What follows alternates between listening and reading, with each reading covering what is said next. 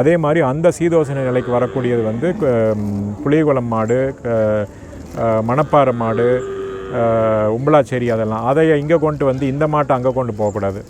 அந்த சீதோசன நிலை, அந்த தட்பவெப்ப நிலைக்கான மாடு அந்த மாடுகள். இப்போ நாங்கள் என்னங்கிறோம், நீங்கள் எதாக இருந்தாலும் தமிழ்நாட்டில் இருக்கக்கூடிய ப்ரீட்ஸை நீங்கள் வளர்க்கலாம். உம்பளாச்சேரி மாட்டை இப்போ கோயம்புத்தூரில் ஒருத்தர் வாங்கி வைக்கலாம், காங்கி மாட்டை அங்கே தஞ்சாவூரில் வளர்க்கலாம், அதை பற்றி தப்பு இல்லை. ஆனால் தயவு செய்து வடநாட்டு மாடுகள் அது வந்து கம்ப்ளீட்டாக டிஃப்ரெண்ட் கிளைமேட்டிக் கண்டிஷன் டிஃப்ரெண்ட் இதிலேருந்து வருது. கிர் மாடு, இந்த சாஹிவால், தார்பார்க்கர், காங்க்ரேஜ், இந்த மாடுகள் எல்லாம் கொண்டு வந்து நிறைய வியாபாரிகள் இந்த பால் ஆசைக்காக வந்து இங்கே வந்து டம்ப் பண்ணிடுறாங்க. அப்போ என்ன ஆகுதுன்னா, இந்த மாடுகளெல்லாம் வந்து பெரும்பாலும் என்னென்னா பால் ஒரு பக்கம் இருந்தாலும் அதில் நிறைய பிரச்சனைகள் வந்து மடிநோய், காம்பு பட்டு போயிடுது, மடிநோய் வந்துடுது மாட்டுகளுக்கு. பின்னாடி வந்து அந்த சீதோஷ நிலையினால இங்கே வந்து இதனால இந்த மாடுகளுக்கு வந்து நோய் எதிர்ப்பு சக்தி ரொம்ப குறைவாயிருது.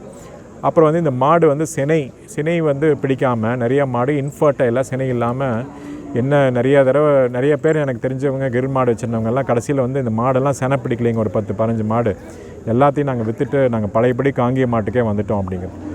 அது வந்து அதெல்லாம் வந்து ஃப்ரீ கிரேசிங்கில் குஜராத்தில் இதெல்லாம் வந்து அங்கே மேய்ச்சல் நிலை, இங்கே நம்ம ஊரில் வந்து மேய்ச்சல் நிலங்கள் அதிகமாக இல்லை. அதை வந்து இங்கே ஸ்டால் ஃபீடிங் பண்ணும்போது வந்து கண்டிப்பாக வந்து சினை இஷ்யூஸ் வரும். ஏன் காங்கிய மாட்டுலேயும் அதே பிரச்சனை வருது. மாடு வந்து நம்ம மாடுகள்லாம் வந்து காலார மேய்ஞ்சு வாயார தண்ணி கொடுக்கணும் காட்டில். அப்படி இல்லைன்னா கூட ஒரு வாக்கிங் எடுத்துகிட்டு போகிற மாதிரி ரோட்டோரம் பில்லுகளை பிடிச்சி மேய்ச்சிட்டு வரணும். நீங்கள் ஸ்டால் ஃபீடிங் பண்ணிங்கன்னா எந்த மாடாக இருந்தாலும் நாளைக்கு சினை நிற்காமல் கெட்டுப்பையில் கட்டி சேர்ந்து பிரச்சனை இருக்கும். இப்போ என்ன பண்ணுறாங்கன்னா, நம்ம இந்த ஃபீடுகளெல்லாம் இந்த சீம மாட்டு கொடுக்குறது அப்படியே நம்ம நாட்டு மாட்டுக்கு கொடுத்து அது நல்லா கறி ஏறி கடைசியில் செனை நிற்காமல் அந்த மாட்டையும் கொண்டு வந்து சந்தையில் கறிக்கு வெட்டுக்காரங்கிட்ட விற்றுறாங்க. இதுதான் நம்ம ஏரியாவில் நடக்கிற பெரிய பிரச்சனை. ஸோ இது எல்லாத்துக்கும் வந்து காரணம் என்ன, மேய்ச்சல் இல்லாமல் போனதுனால. நம்ம மாடு வந்து நல்லா மேயணும், நல்லா கிரேசிங் பண்ணிட்டு வந்து அந்த மூலிகை சாப்பிடும்போது அந்த மாடுகள் அந்த பாலில் அந்த கோமயத்தில் அதெல்லாம் வீரியம் இருக்கும். இப்போ வந்து என்னென்னா தட்டும் வைக்கப்பில்லும் போட்டு அப்புறம் தவிடு, பருத்தி கொட்டை, புண்ணாக்கு, ஃபீடு இதுகளையெல்லாம் போடையில் வந்து மாடு வந்து கொழுப்பு கட்டிடுது. அப்புறம் அடுத்த ஒரு ஹீட்டுக்கு சேனை நிற்குது, அது எக்ஸசைஸே இல்லாமல் அது அப்படியே கட்டுத்தாரியிலே இருந்து மாடு வந்து இதாகிடுது. அதனால் வந்து இந்த மாட்டு பராமரிப்பே வந்து முன்னே இருந்ததுக்கு வந்து இப்போ வந்து மாறுபட்டுருக்கு. ஸோ நீங்கள் கேட்ட கேள்விக்கு திரும்பி வரும்போது என்னென்னா, அவங்கவுங்க ஏரியா ப்ரீடை அவங்கவுங்க காப்பாற்றணும். இப்போ நான் வந்து திருச்சியில் பிறந்தேன்னா மணப்பாறை ப்ரீடை காப்பாற்றுறதுக்கு போயிருப்பேன், இல்லை திருநெல்வேலி அங்கே உம்பளாச்சேரி அந்த மதுரை புலிகுளம் அதுனா அந்த ஏரியாக்காரங்க காப்பாற்றணும். அந்த ஏரியா இது. இப்போ நான் கொண்டு வந்து அதை காப்பாற்ற முடியாது, இவங்க போய் காங்கேயத்தை அங்கே பார்க்க முடியாது. இது வந்து இன்சிட்டு ப்ரீடிங்கிறது அந்தந்த ப்ரீடு வந்து அந்த ப்ரீட் ட்ராக்கில் தான் வந்து அதை வளர்க்கணும். இந்த ப்ரீடு வந்து காங்கேயத்தை வந்து நீங்கள் அந்த சோழ மண்டலத்துக்கு இல்லை பாண்டிய ஏரியாவுக்கு எடுத்துகிட்டு போனீங்கன்னா இந்த ப்ரீடினோட தன்மையே மாறிடும், அதனோட இது மாறிடும். அதனால் வந்து இதெல்லாம் வந்து நூற்றுக்கணக்கான வருஷமாக இந்த காங்கிய மாடு, கொங்க மாடெல்லாம் இந்த ஏரியாவுக்குள்ள எவால்வ் ஆகிருக்குது. அதனால் இந்த ப்ரீடை வந்து தான் நாம் இது பண்ணணும். இப்போ அவங்க பண்ணோன்னா அந்த ஏரியா மக்கள் சேர்ந்து இந்த மாதிரி ஒரு சந்தையை ஆரம்பித்து பண்ணுறது தான் பண்ணலாம். ஆனால் நாங்கள் வந்து எல்லா நாட்டு மாடு அளவு பண்ணுவோம் அப்படின்னு பண்ணோம்னா தப்பாக போயிடும். நாளைக்கு என்ன ஆகுன்னா எல்லாம் கிராஸ் ஆகி எப்போவுமே ஒரு மாடு ஒரு ப்ரீடு கூட கிராஸ் ஆச்சுன்னா அது வந்து இடவெட்டுமாங்க. அது வந்து அந்த மாட்டு இனத்தையே அழிக்கிறதுக்கு சமம். அது வந்து தப்பான ஒரு வழிகாட்டுதல். அதனால் வந்து கண்டிப்பாக வந்து அவங்கவுங்க ஏரியா ப்ரீட்ஸை காப்பாற்றணுங்கிறது தான் எங்களோட கொள்கை.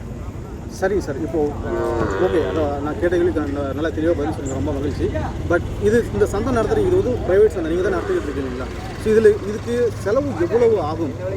வாரம் ஞாயிற்றுக்கிழமை சந்தை நடக்குது இல்லைங்களா? இதுக்கு செலவு எவ்வளவு ஆகும்? உங்களுடைய தொழில் என்ன, அதை பற்றி சொல்ல முடியும்? இல்லை, இது வந்து ப்ரைவேட் சந்தை தான். ஆனால் இது வந்து பழையகோட்டை பட்டக்கார் கால்நடை ஆராய்ச்சி மூலமாக அவங்க வந்து பாரம்பரியமாக இந்த சந்தையை நடத்திட்டு வர்றாங்க. நாங்கள் என்ன பண்ணுறோன்னா, இந்த டோல்கேட்டில் 50 ரூபா வாங்குகிற ஒரு மாட்டுக்கு இது எல்லாமே வாலண்டியர்ஸ் கொடுத்துட்றோம். இங்கே வந்து என்ன வருமானம் வருதோ இதெல்லாம் வந்து வருமானம் எடுத்து இதெல்லாம் பண்ணுறதில்ல. மாதம் வந்து வாரம் வந்து இவ்வளோ ஒரு அமௌண்ட் வந்துன்னா அத்தனை அமௌண்ட்டையும் நாங்கள் இங்கே சந்தை பராமரிப்புக்கே செலவு பண்ணிடுவோம். இது வந்து ஒரு நான் ப்ராஃபிட் முறையில் நடத்தக்கூடிய சந்தை. நான் வந்து வெளிநாட்டில் இருந்திருக்கேன், அமெரிக்காவில் படிச்சிருக்கேன், நல்ல ஒரு வசதியான ஒரு ஃபேமிலியிலேருந்து வந்திருக்கனால என்னால் ஃபுல் டைமாக வந்து இது ஒரு சோஷியல் காஸ்க்காக, கம்யூனிட்டி காஸ்க்காக என்னால் டைவெர்ட் பண்ண முடியும். இதில் வந்து எனக்கு லாபத்துக்காகவும் நான் இல்லை, எனக்கு ஒரு ஆத்ம திருப்தி கிடைக்கணுங்கிறதுக்காக தான் நாங்கள் வந்து இந்த ஒர்க் பண்ணிகிட்ருக்கோம். அதே மாதிரி எங்கள் ரிலேட்டிவ்ஸ் மாமா அவங்க பழையகோட்டை பட்டக்கார் மன்றாடியார் ஃபேமிலியும் அவங்களும் வந்து விவசாயிகளுக்கு ஒரு நல்ல இது பண்ணுங்கிறதுக்காக தான் பண்ணிகிட்ருக்காங்க. இது வந்து யாருமே இப்போ நாங்கள் எல்லாருமே ஒரு நல்ல வசதியான குடும்பங்க. எங்களுக்கு வந்து இதிலெல்லாம் லாபம் எடுக்கணும் இது பண்ணுங்கிறது இல்லை. எங்களுக்கு வந்து நம்ம விவசாய மக்களுக்கு வந்து நல்ல ஒரு சந்தை வேணும், நல்ல ஒரு அவங்களுக்கு மாட்டை விற்கவோ வாங்கவோ ஒரு நேர்மையான ஒரு சந்தை வேணுங்கிறக்க ஒரே காரணத்துக்காக தான் நாங்கள் நடத்திட்டுருக்கோம். இதில் வந்து எந்த ஒரு பர்சனல் மோட்டிவோ எதுவும் கிடையாது. இது வந்து ஒரு சமூக சேவையாக ஒரு கம்யூனிட்டி சர்வீஸாக தான் பண்ணிகிட்ருக்கோம். சரி சார், இப்போ அமெரிக்காவிலாம் படிச்சிருக்குன்னு சொல்லுறீங்க. உங்களுடைய அமெரிக்காவில் தான் வேலை செஞ்சுருக்கீங்க இல்லையா? ஆமாம். உங்களுடைய மாத வருமானம் எவ்வளோ இருக்கும்? அங்கே வந்து நான் கிட்டத்தட்ட 2013 வந்து 1 crore பக்கமாக earn பண்ணிட்டு இருந்தேன். நான் ஏற்கனவே நிறைய இன்டர்வியூவில் சொல்லியிருக்கேன், உங்கள் சேனலில் புதுசாக இருக்கலாம். அதெல்லாம் வந்து நான் என்னோடய சிட்டிசன்ஷிப்பே அங்கே வாங்கி வச்சுருக்கேன் 2007.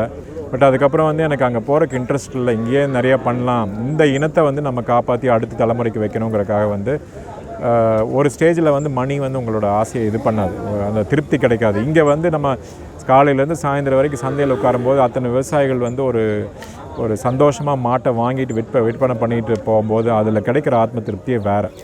ஸோ ஒரு ஸ்டேஜுக்கு மேலே பணம் வந்து உங்களுக்கு எல்லாமே வாழ்க்கை கிடையாது. அந்த ஸ்டேஜுக்கு வந்தங்காட்டி தான் நம்ம வந்து இந்த சமூக சேவையில் வர்றோம். அதனால தான் இப்போ ஒரு கிட்டத்தட்ட என்னங்க 2016 5 வருஷமாக இந்த சந்தை ரொம்ப சிறப்பாக நடந்துகிட்ருக்கு. இங்கே வந்து எந்த விதமான ஒரு இதுவும் நாங்கள் அலோவ் பண்ண மாட்டோம். நேர்மையாக ப்ராப்பராக என்ன பிரச்சனையாக இருந்தாலும் டோல்கேட்டில் வாங்க, நாங்கள் தீர்த்து வைக்கிறோம், நாங்கள் டிரான்ஸ்பரண்ட்டாக நடத்துகிறோம். அதனால் வந்து இங்கே யாரும் வந்து போய் இந்த சந்தையில் இந்த தவறு நடந்தது அந்த தவறு நடந்தது பர்ஃபெக்டாக சந்தை நடத்த முடியாது, யாருமே நடத்த முடியாது. ஆனால் சந்தைகளில் சில டைம் சில இதுகள் நடக்கும். ஆனாலும் எங்கள் நோட்டீஸ் கொண்டு வாங்க, அதை வந்து நாங்கள் திருத்தி அதை ஸ்ட்ரீம்லைன் பண்ணி அது எவ்வளோ தூரம் விவசாயிகளுக்கு உபயோகமான இருக்கக்கூடிய ஒரு இடமா இது பண்ணணுமோ அந்த அளவுக்கு நாங்கள் ரெடி பண்ணுறதுக்கு தயாராக இருக்கோம். சரி சார், இப்போது 1.5 கோடி ரூபாய் வருமானத்தை விட்டுட்டு நீங்கள் நம்ம இந்தியாவில் தமிழ்நாட்டில் வந்து இப்போ ஒன்றுமே லாபமே இல்லாத இந்த மாட்டு சந்தை வந்து ரன் பண்ணிக்கிட்டு இருக்கு. உங்களுடைய வருமானம் இப்போ எதை நோக்கி போயிட்டு இருக்கு சார்? வருமானம் எல்லாம் நான் தான் சொன்ன பாருங்க, நான் நல்ல வசதியான ஃபேமிலியில் வந்திருக்கோம். எங்களுக்கு லேண்டு எல்லாம் விவசாய பூமி திருப்பூர் நிறையா இருக்குது. அதில் வர்ற வருமானமே எனக்கு போகுது. அது போக நான் சம்பாரித்தது நான் அதில் ஏர்ன் பண்ணிகிட்ருக்கேன். அதனால் வந்து அதான் சொல்கிறேன் பாருங்கள், நான் ரெவென்யூ பார்த்து பண்ணேன். எனக்கு வந்து இப்போ 4-6 வருஷம் என் வேலையை விட்டு வந்து பல கோடி ரூபா எனக்கு நட்டோம். அதெல்லாம் நான் பார்க்க விரும்பலை. நான் வந்து இங்கே வந்து ஒரு சொசைட்டிக்கு ஒரு கான்ட்ரிபியூஷன் பண்ணணுங்கிறக்காக என்ன மாதிரி நிறைய வெளிநாட்டிலையும் இருக்காங்க. இப்போ வந்து ஒவ்வொருத்தருக்கு இப்போ எனக்கு வந்து இந்த லைன் கிடச்சிது. இந்த நாட்டு மாடு வந்து நான் திரும்பி வரும்போது அழியும் தருவாயிலிருந்து இதை எடுத்தால் எனக்கு ஒர்க் அவுட் ஆச்சு. அது மாதிரி வந்து நிறைய பேர் வெளிநாட்டில் இருக்கிறவங்க எல்லோரும் பணத்துக்காக அங்கே இருக்கிறது இல்லை. அவங்க வந்து ஒரு சேவை பண்ணணும் அப்படிங்கிற ஒரு இதோட இருக்காங்க. ஆனால் அவங்களுக்கு ஒரு ஏரியா அவென்யூ கிடைக்க மாட்டேங்குது. நிறைய பேர் எங்கள் கூட இருக்கிறவங்களே வந்து எனக்கு இந்த மாதிரி ஒரு இது பண்ணணும்னு, நானும் திரும்பி வரணும்னு நினைக்கிறேங்க அப்படின்னு சொல்கிறாங்க. அதனால் வந்து இது வந்து எனக்கு அமைஞ்ச ஏரியாவில் வந்து இப்போ என்னென்னா பெரும்பாலும் எல்லோரும் பாலை தான் பார்க்குறாங்க. பாலுங்கிறது வந்து இந்த A2 மில்க் A1 மில்கெல்லாம் கேள்விப்பட்டிருப்பீங்க. நாட்டு மாட்டு பால் வந்து A2 மில்க்கு, இதுதான் வந்து சுத்தமான பால். A1 மில்க்குங்கிறது அப்படிங்கிறது வந்து நோயுள்ள ஒரு விஷத்தன்மை உள்ள பால். அதுதான் வந்து இந்த சீம மாடு HF ஜெர்சி மாடுகளில் இது இருக்குது.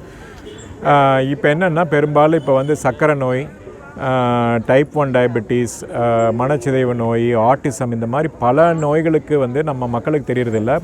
பால் தான் மூல காரணம். அது பால் கூட இன்றைக்கி பரவாயில்ல, இன்றைக்கி வந்து ரசாயனம் கலந்த பாலை தான் வந்து பாலாக விற்கிறாங்க. அதுக்கு மேலே அபாயமான ஒரு இது.